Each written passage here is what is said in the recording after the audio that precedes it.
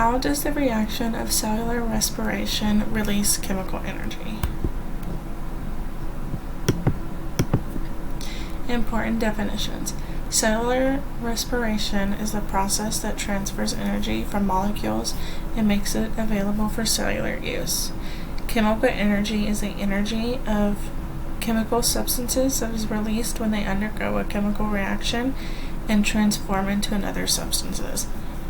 ATP is the source of energy for use and storage at the cellular level. Chemical energy and ATP. Chemical energy is stored in ATP, which is a molecule that carries energy in a form the cell can use. ATP is the main energy-carrying molecule in the cell, and the energy from ATP breaks down is used for cellular work.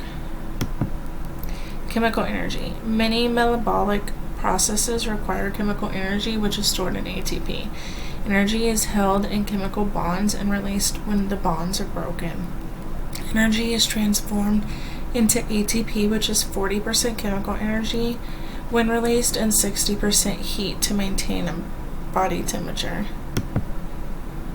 Cellular respiration and chemical energy. In cellular respiration, chemical energy is food is converted into chemical energy the cell can use and stores it in a molecule called ATP, which occurs when ADP uses the energy released during cellular respiration to bond with the third phosphate group, becoming a molecule of ATP. So the energy from cellular respiration is stored in the bond between the second and third phosphate group of ATP.